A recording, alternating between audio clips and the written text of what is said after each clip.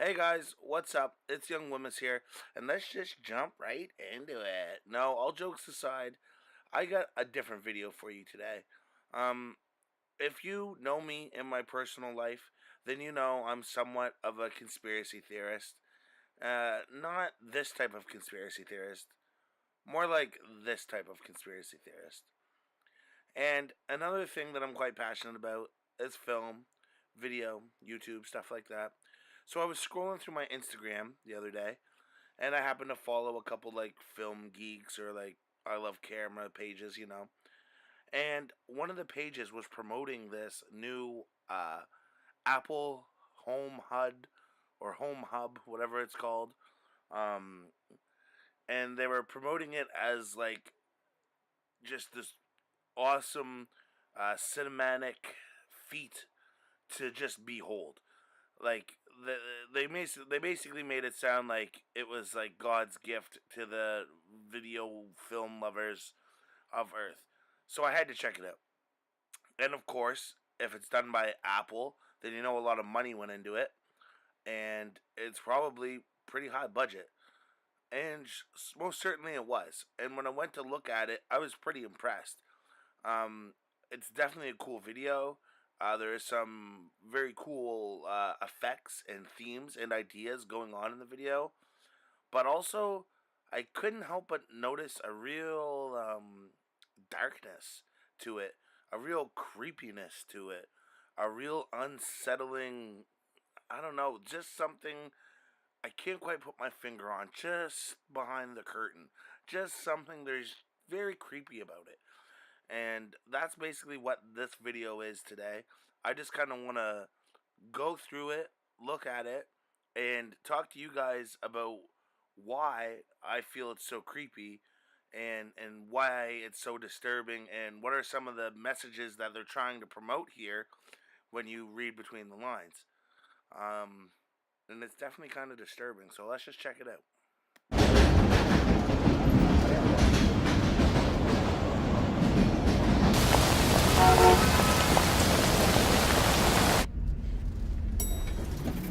Excuse me.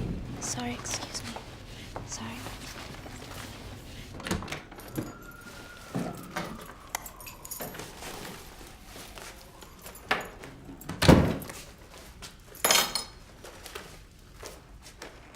Okay, I'm gonna stop the video right there. If you haven't seen this thing in its entirety, it's on YouTube. Check it out. HomePod, I think it's under.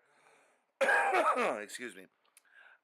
Yeah. So we're gonna be looking at all sorts of finer details in this video, and I just want to start with the general mood of things.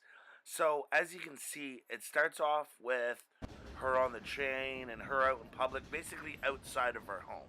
She's in the world and out of her comfort space. And it's just dark and gloomy and sad. And it looks like a scene from the Matrix. Just the colors that they used and also her voice, her emotions, her attitude. She seems depressed and sad, and like she's trying to make herself small. And even when she gets home, when she talks to Suri, she says, Hey Siri, play me something I'd like. and there's a sadness to her voice. It's like the first message they're trying to tell you is the outside world is terrible and sad and bleak and dark, but when you're home, you're safe. You're in your comfort zone. You're There's no better place than home. Stay home. That's what I got from it. Also, there's a couple of weird paintings too. I'm always looking at paintings and background stuff. I saw the painting of what this could be like a dead girl or a zombie girl. I don't really know what that means. But I also saw this painting up here that looks like spread colors or like I forget the effect that it's called, but basically it's like blur motion when you take pictures of lights, and that's kind of like foreshadowing to what's gonna happen later on in this video. So check that out.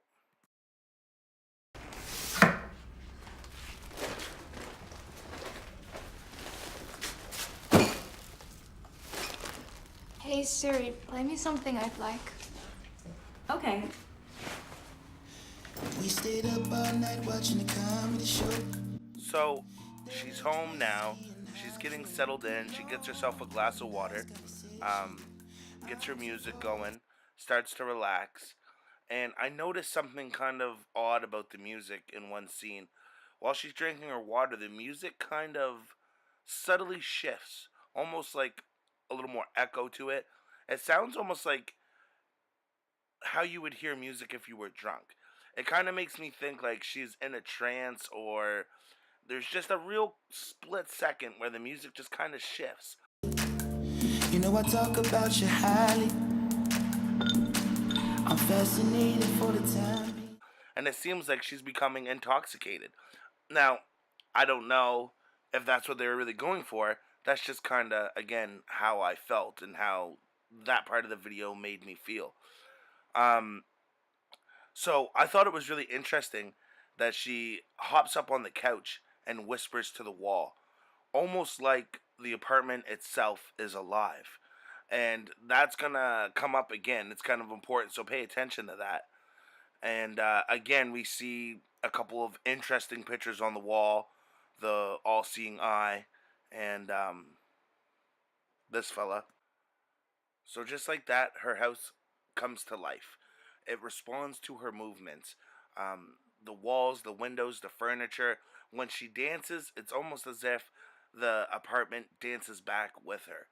And I really think they were trying to show that the apartment was alive. It's dancing with her. She's not the only conscious individual involved in this dance. This scene in particular, with all the lights and the colors, I thought was amazing. Just from the view of a fan or someone who enjoys cinematography, videos, and film, I thought this was so cool. The dancing, too, the dancing's awesome. Um, I was really blown away by this scene, and I really liked it. Um, Up until kind of the end here, this part. The mirror. The mirror. Oh my god, the mirror. As soon as I saw the mirror, I was like, here we go. Here we go. MK Ultra, mind control, disassociation. Here we go. And if anyone else out there watching this knows about MK Ultra and knows about mind control and all that, then you were probably thinking the exact same thing. Here we go. And to those people out there who don't know what I'm talking about, and are a little bit skeptical or think that sounds a little silly, I totally understand 100%. I would suggest going and looking up military records. Just go look up military records. Don't waste your time looking up rumors or opinions, what people say. Just go look up the hardcore facts. Just go look up military records. Go do some research on Project Paperclip. Do some research on Project Bluebird. Go and research a man by the name of Dr. Joseph Mengele. Let me read you a little something about MK Ultra and the mind control, trauma based mind control techniques. Installation of mind control programming relies on the victim's capacity to disassociate, which permits the creation of a new walled off personality to hold and hide their programming. Do that was those words were by Ellen P. Lachter, PhD. The relationship between mind control, programming, and ritual abuse. Furthermore, due to the severe trauma induced through ECT abuse and other methods, the mind splits into alternate personalities from the core. Formerly referred to as multiple personality disorder, it is presently recognized as dissociative identity disorder and is the basis for monarch programming. Um, that's a mouthful right there. But basically, science has allowed us to figure out ways that we can fuck with a human's brain and make it so their mind splits off into different categories, housing different personalities. Um, and sometimes the person, the victim, is completely unaware. Now, what does that have to do with this video? Well, a lot of times when you see a mirror image or like glass being broken or other things like that, it represents the disassociative aspect of this mind control. And again, like, she was creeped out by her reflection in the beginning. She didn't want to see her reflection. It was definitely a negative feeling, and it was almost like her reflection had to confront her before she wanted to embrace it.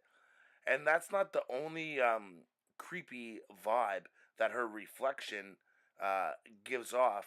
So after a brief dance battle, the reflection breaks off and starts to move in her own way. She's no longer reflecting the original. And she offers her to come into the mirror, step through the looking glass. This is something you see all the time in MK Ultra mind control videos and things like that, and references. Stepping through the looking glass, stepping into a mirror. It represents disassociation. It represents disassociating your mind from your body and just like kind of like losing it, not knowing what reality is. Um, and then there's other parts too. There's one final scene here that just really creeps me out, and it's this. Just look at that. Just look at the stance, the face, everything. It just looks like, I don't know. It just looks creepy and scary and sad. And at first I thought, okay, so what are they trying to say here? Did the original get mixed up with the replica and now like she took her place? Or what? Like, what's going on? And I think it really has to do with disassociation, and you're dissociated, so you don't know what's real anymore. Are you on the inside of the mirror, the outside of the mirror? Who knows? Um, Really creepy stuff. Let me know what you think in the comment section. Remember, there are no right or wrong answers. I'm simply saying what this video made me feel. I'm not trying to tell you that this is exactly what this video means, or this is the only answer and everyone else's interpretation is completely incorrect. That is not what I'm saying. I'm simply saying when I watched this video, this is what I thought and felt. Um, I kind of wanted to leave it on a positive note. So, in the video, to me, it seems like iPod or Apple is saying the world is dark and dingy and sad, and when you're home, you are king or queen, and you just let Apple come on in, and we'll take care of you, and we will make sure that you are the god or goddess of your domain and of your home, and have no worries. Also peppered in there are some dark creepy things as well, but what I'm trying to say is that idea and that thought is wrong.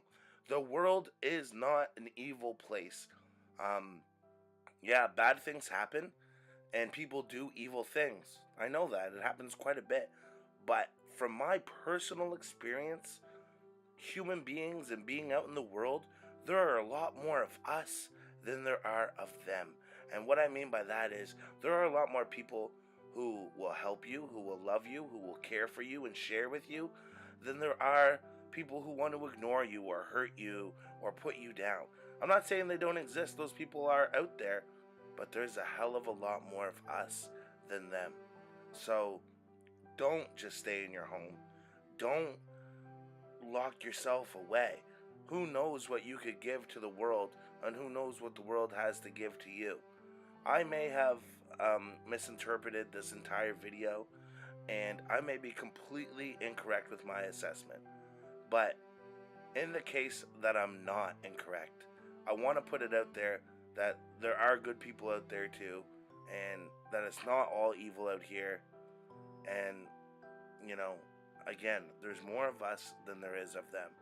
So remember that and try and keep that in your mind as well after watching this kind of sad and depressing video about Apple ads. Alright guys, this has been Young Wimmis. I hope you enjoyed this video. I know it's super different from what I usually do, but I don't know. I had a dream about this last night and I just felt like doing this video today. So, yeah. One love, guys.